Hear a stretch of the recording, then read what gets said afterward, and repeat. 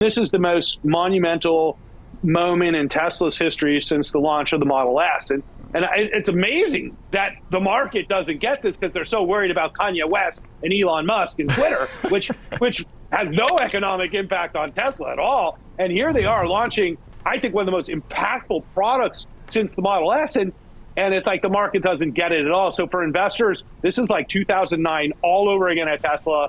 You know, it's hard not to like the stock down here at 30 times forward earnings. Of course, there's risk because Elon is a crazy man. But you know what? Welcome to Elon. He's made us all a ton of money, and you got to bet with this guy. Who among us isn't a little bit? Okay, Ron, so always good to catch up. Do appreciate your input.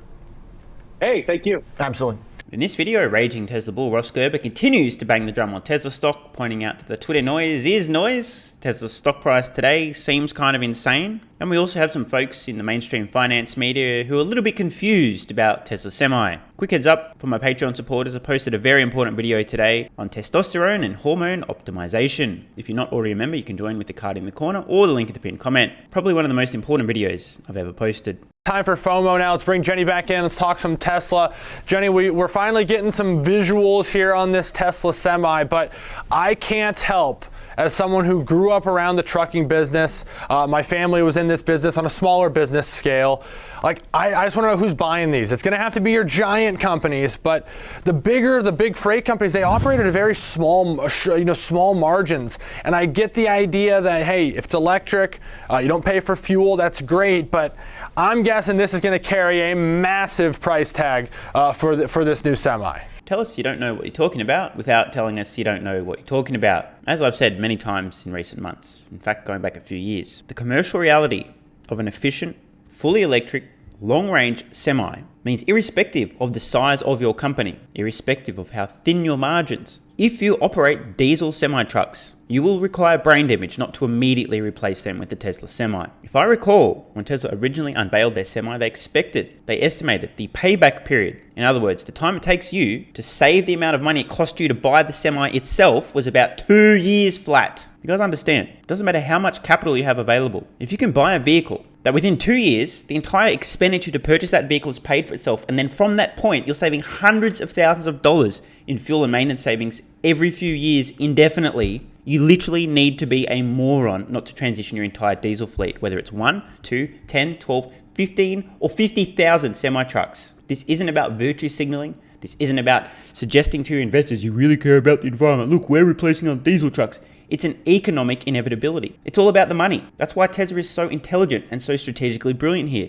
They make products that are so good, financially speaking alone, that you have to be a moron not to buy them. I shouldn't be too hard on these folks, after all. They talk a little about a lot, and they know a little about a lot. Yeah, and I'm guessing that they will be marketing corporations that don't care about a massive price tag, right? I mean, Amazon has said they've committed to be carbon neutral by, I think, the next 10 years. So a company like Amazon that does operate its own fleets, I don't think they're necessarily in the business for buying a Tesla Semi, but hypothetically speaking, corporations like Pepsi is another customer expected to be of the semi-truck. Those are the target audience here. But it is very cool. I did tune into the event, which was 7 p.m. Central Time, so it was 5 p.m. Pacific Standard Time. They did release a video of this fully loaded semi-truck just under the legal load limit of 82,000 pounds, traveling 500 miles on a single charge. Now, the Semi was, of course, initially unveiled as a prototype back in 2017. We got then news it was expected to begin production in 2019 due to the ongoing chip shortage. It was clearly pushed back. There has actually been no update on the planned price for the Semi, so it's a good point that you mentioned, Alex, because it's something the analyst community is very focused on since it's still an unknown. Previously, they had pegged it at $180,000 for a 500 range model and $150,000 for a 300 range model back in 2017. But since then, Tesla has significantly heightened the prices of its vehicles and its models. So we would expect that price hike now to be higher than what it previously disclosed 5 years ago. Now, neither Tesla or PepsiCo said how many models have already been delivered, although Pepsi did place an order for about 100 vehicles back in 2017 and previously said it intends to have 15 in operation by the end of this year. So these are trucks we could see actually on the road at the end of this year, which is shocking to me given that we first got glimpses of really the actual truck yesterday. But during a recent trial over Musk's actually compensation package, this was a few weeks ago, a Tesla chairwoman said that actually they might be producing around 100 this year. That was really the only target we've gotten for the semi-truck. So this was an interesting event, Alex. It was pretty short. It was not necessarily anything that shocked me. The one thing was Elon Musk naturally making a joke at Bill Gates, who said that it could never be done, that we'd have electric semi-trucks that could run on a 500 mile range. But by the way, quick note on Bill Gates. He's got to be one of the dumbest smart people on earth. My suspicion is that Bill Gates is surrounded by a lot of very academically intelligent people. And when they tell him something is a fact, he just believes that they're right and then regurgitates the same ridiculousness.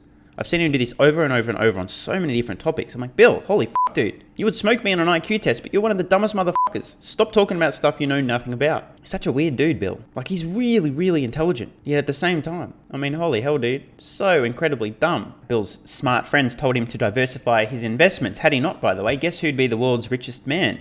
By a significant margin. Spoiler alert, it wouldn't be Elon Musk. That's one of many examples. Anyway, the point is I get the feeling that Bill Gates will say things that he's heard from other smart people as if they're true without actually having done his own homework. Many people are guilty of this mistake, but it is always a mistake. Better to say, I don't know what I'm talking about, but I heard this, than to say this is a fact, lest you get roasted by Elon Musk with your product unveil. He's saying it can. I do think there's still some speculation when this will actually happen for PepsiCo, but I'm so confused right now. She's just talking about how Bill Gates, the genius that he is, said that you could never have a 500-mile electric truck while discussing deliveries to Pepsi of that very product. And then she seems to suggest that she's not really sure when Pepsi's going to get these 500-mile trucks, as if they may not actually be possible. Did I misinterpret this? Is he suggesting that the truck that was delivered to Pepsi recently may not have 500 miles of range? I'm really confused. Regardless, definitely a positive development for Tesla, and a nice break to talk something that is Tesla specific and does not mention the word Twitter.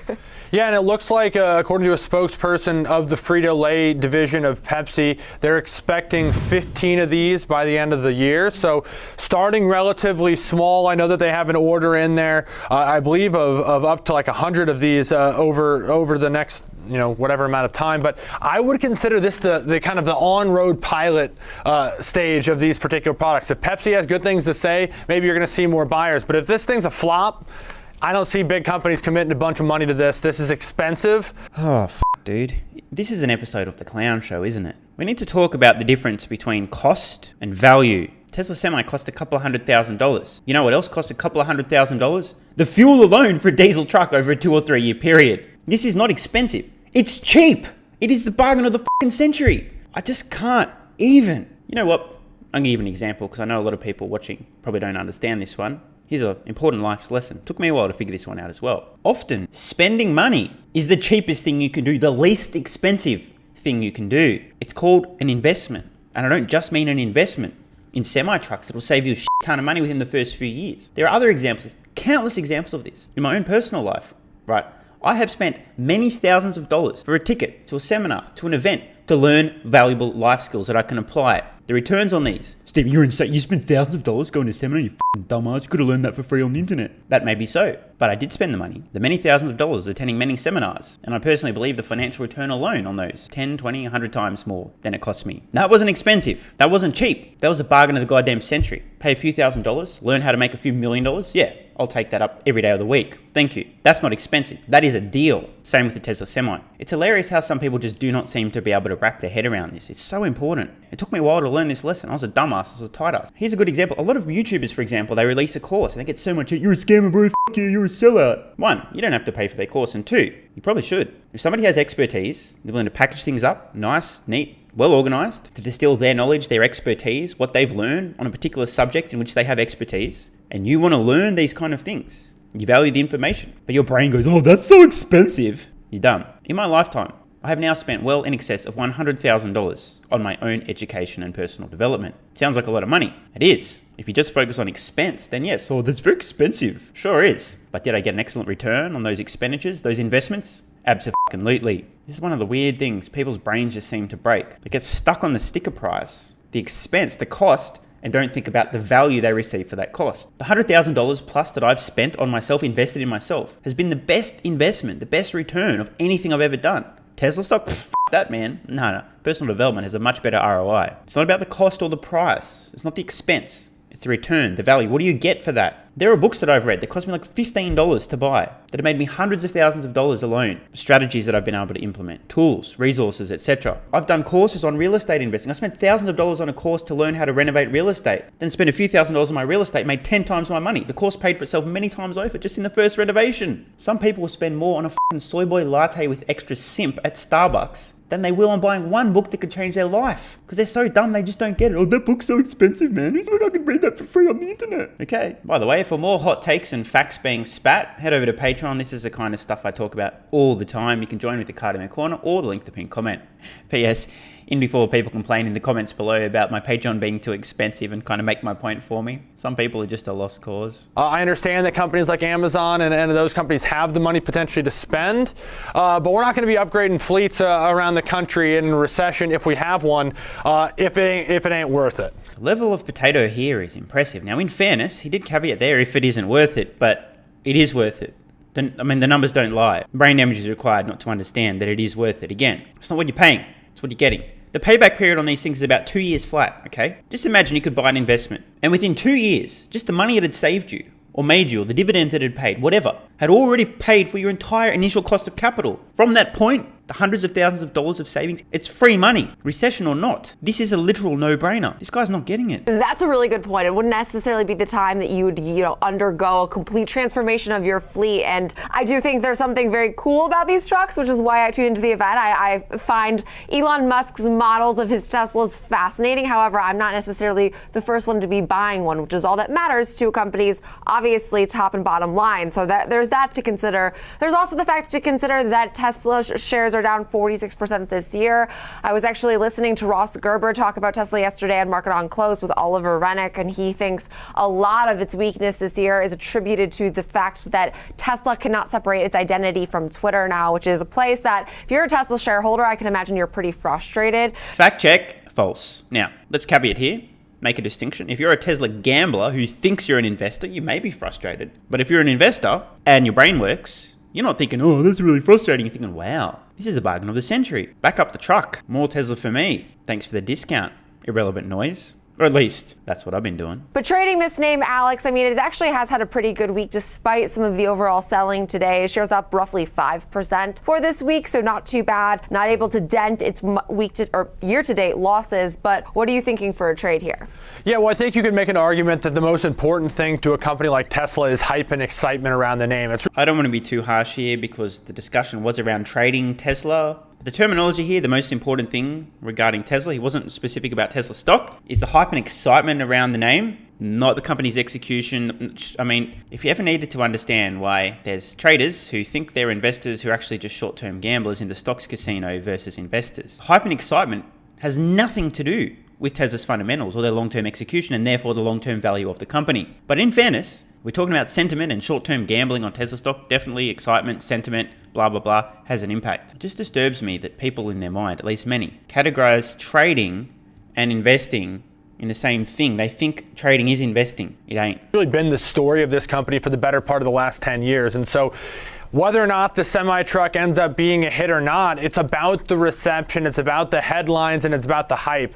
And so if you're a believer in this and you think that this is going to be enough to spur this recent run of weakness, maybe a bullish trade's in store. And so I looked at a trade illustration here, which undoubtedly the fear of missing out in Tesla has seemingly always been to the upside, in spite of those stubborn bears on the other side in names like Tesla that have been so binary. But looking at something in the Cole Condor family, Jenny, So something that looks to take advantage of upside, but also looks to reduce that exposure as much as possible. So going out to December, only a couple weeks. Well, it looks like we're about to get some gambling advice. Call, Condor, whatever the that means. Not my cup of tea, but let's see what these guys and or girls are advising investors to do. And when I say investors, I mean gamblers who think they're investors. From today is the expiration date. Buying the 192.5, selling the 200 call, then selling the 210 as well, and buying the 215. So $2.50 is the debit. It's a $7.50 wide call vertical that we're buying, and then we're selling a $5 call vertical. So break even would be $195. However, if it does go all the way through $215, you'd get back those gains. So this one can max out at $500, but you can see if it goes too far, you do get back those gains. Right, pretty straightforward trade here. Obviously looking to capitalize, and we have a risk defined here. We're only expected to lose at peak $250, max profit $500 like you laid out. So relatively straightforward. Tesla, though, as much, I feel like this name does get some flack as of late, just given his Elon Musk's presence on Twitter. I will say that, they do end up always making a splash. The semi event was still very cool, even if I'm trying to be unbiased. I do always tune in. So I'm one of definitely those people that do sort of, agree to some of the hype of Elon Musk and Tesla. But that does it for our FOMO segment today. Well, good luck to anybody attempting to execute that small condom trade, or whatever they called it. Anyway, let's move on. Now some thoughts from Ross Gerber. Just prior to the Semi delivery event, his thoughts on the impact of Tesla Semi over the long term.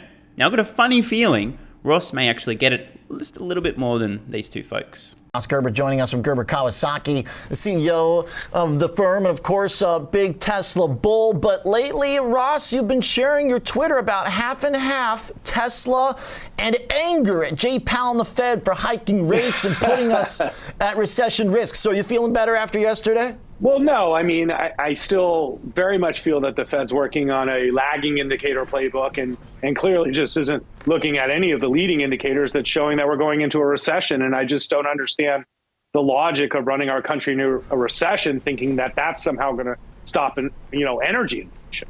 It seems just about everybody with a functioning brain is pointing out the Fed's fucking up majorly here. They are looking at lagging indicators. It's obvious. I've been over this many times. I don't know what the Fed's doing. The Fed doesn't know what the Fed's doing. It's not going to end well. And Ross is right. The audio cut out a little bit there. But this is predominantly energy inflation and supply chain inflation, neither of which jacking up interest rates is going to address at all. For those that don't know, a couple of years ago, everyone thought the world was ending and, well, due to the futile fascist shutdowns, production of things that people needed kind of stopped. Remember when Elon tweeted, if you don't make things, there are no things? Rather prophetic, even if it's self-evident. We now have huge inflation on certain products, materials, etc. because for a period of up to 2 years, nobody was able to make them. Global supply chains shut down. And now as they begin to ramp up, there's insane demand for things that weren't made for a couple of years. And now they can't make enough of the things that weren't made previously, per Elon's warning. High interest rates isn't going to change how effectively a company can ramp back up production. It's not going to change how much underlying demand there was the entire time they weren't making the things that people needed. And now we need an overproduction of stuff just to get things back to normal. High interest rates aren't going to impact this, nor are they going to impact insanely high energy costs. You may have noticed there's the whole conflict in Ukraine involving Russia, energy prices to the moon. High interest rates aren't going to address that either. Ross is right on both counts. What the fuck are the Fed doing? I don't know. Neither do they. Do you think that we have taken a step towards averting potential recession or downside? Yield curve still is screaming out problems, if you believe that. Yeah, I believe the bond market, and I've been in the bond market for months now, buying all this yield that the government's giving us. Powell's not looking at it from the other perspective, which is the U.S. government is the biggest debtor to all of us, and now he's making the U.S. government pay substantially more for its debt, which is actually potentially going to break our government. Like, where are we going to get $500 or $600 billion a year extra to pay this interest? So I think there's a very short-sightedness in the Fed and not really fully understanding the way the world works anymore, because they live in ivory towers and they don't actually know how the world really works anymore. How is that recession risk working its way into your strategy? Is this just giving you an opportunity to own the growth themes that you like? You might have to wait longer for them to pay off, or you mentioned buying the bond part of it. We've talked about that. I think that was a distinct change that you made over the last 6 months. Right. Well, if they're giving you yield, you got to take the yield. When you can guarantee a client from the U.S. government over 4%, when inflation has averaged 2% over the long term, that's the best yields, real yields we've seen in government securities over the long term. in 20 years, and then we're looking at REITs and we're looking at high yields and even some of the, sort of higher risk areas over 10% yield. So, we love playing in areas where we can get income paid to us. Now, on the other side of the coin, many stocks are quite cheap right now. And if you look out past the first quarter, maybe 2 quarters, the Fed will have to be lowering interest rates, or, some stimulus will have to come into the economy at some point next year, which will then create, I think, better opportunity for investors. But we have a very unique situation with very low unemployment and lots of people still spending money, while other areas of the economy like housing, where interest rates are very, very important, have come to a complete stop. So they've created a really interesting set of imbalances, which is what really concerns me, where they're cutting jobs in certain areas. In other areas, there's still lots of demand for labor. So I don't really get what the Fed's end game here, other than forcing us into a recession, and that's my criticism. And okay, so I like the macro view here to get into your mind. When it comes to the ways the stock market has responded to this, there's been strength in the Dow, there's been strength in industrials, kind of more value stuff. A few of the tech names are holding in there, but Tesla going in the same direction as Meta, making lower lows, as Alphabet. How do you feel with that stock being looped in with other places where they're making cuts and they've made like total strategy blunders in the case of Meta, where advertising is drying up, or where Alphabet's moonshots are like, doing nothing for them right now? How can Tesla's getting mixed up in that group? Well, that's sort of a weird thing, because, you have big cap tech, which to me, we're going to see, probably layoffs and really thinning the ranks here so that they can increase their profits next year, because in their current paths, these big cap techs have limited profit growth moving forward, where Tesla has 50+% profit growth looking forward for a long time ahead. Tesla is only down because of Elon Musk deciding to become the arbitrator of speech on Twitter, which clearly institutional investors, don't want to be a part of. Ross coming in hard with the facts yet again. Elon's acquisition of Twitter has nothing to do with Tesla, yet it's had a massive impact on Tesla stock, in my opinion, predominantly from institutional investors. What? Twitter? Destruction? I'm scared? Sell Tesla stock. Pretty sure that's the thinking process in most of these big institutional investing firms. When I say thinking process, I really mean emoting process. But I'll give you an example. I'm just looking at Kanye West. He's a disgrace to people, and he's just a disgrace, this guy. And he's tweeting away, and it's infuriating me. But it is, it's free speech. He hasn't said anything that, in my mind, violates the terms of service. But is this really the best use of Elon Musk's brain power, dealing with idiots like Kanye West versus focusing on building robots, And well, he's got Neuralink. He seems pretty focused. He's got Neuralink and he's got a new semi-truck. Yeah, I think the team at Tesla's done a phenomenal job. So let's give credit where credit's due. It's the team at Tesla that's building Tesla right now, because Elon's not there. And so, the team at Tesla is amazing. I give them all the credit. I'm super bullish on the future of Tesla, and Elon will refocus again on Tesla probably early next year, and they'll get some stability back at Twitter, and I think he'll be successful at Twitter. But I just don't really see this as the best use of his time and energy. Through the eyes of somebody like Ross, who invests money for clients, I can understand this perspective. But from Elon's a human being point of view, this really matters. Really matters. Matters enough to invest $44 billion, put a huge target on your back, and sign up for an incredible amount of suffering and hate as a result. Some people get it, some people don't. But the past few years have proven, at least to some of us, this matters more than just about anything else. You might be a little bit butthurt if Elon's busy focused on Twitter and institutional investors are dumping Tesla stock and therefore Tesla stock down because you manage money for other people. I think this is the highest and best use of Elon Musk's time right now. Hey, quick, Ross, the semi-truck, after a couple years of teasing it, we're going to get the unveil. Is this a market mover? Is this something that's going to meaningfully contribute to their sales anytime soon? Absolutely.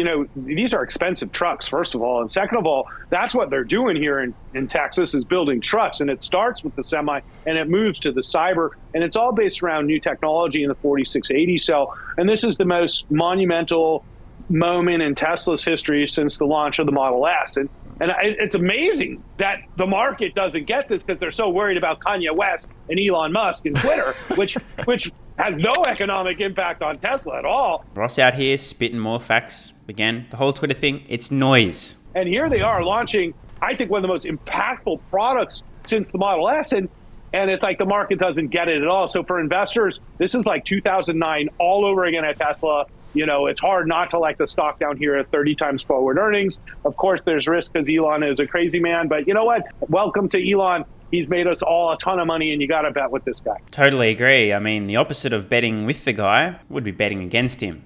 Never wise. Always good to hear from Ross Gerber on Tesla. We agree on most things. On most other things, maybe not so much. But Ross really made some great points here. Key among them, the Tesla Semi is a huge moment for the company. The Twitter stuff is nothing but noise, and the stock market hasn't figured either of these facts out. They will eventually, but until then, I continue to praise the flying spaghetti monster for what I see as the best risk-adjusted opportunity in the stock market, and I'm taking full advantage. And as we discussed before, please don't sign up to a Patreon account. It's way too expensive. The price is too high. It won't pay for itself many times over. And if you disagree with me, you're probably on drugs. If you do disagree with me, however, you can click the card in the corner or the link in the pinned comment to join, and then forever regret wasting your money. Love ya.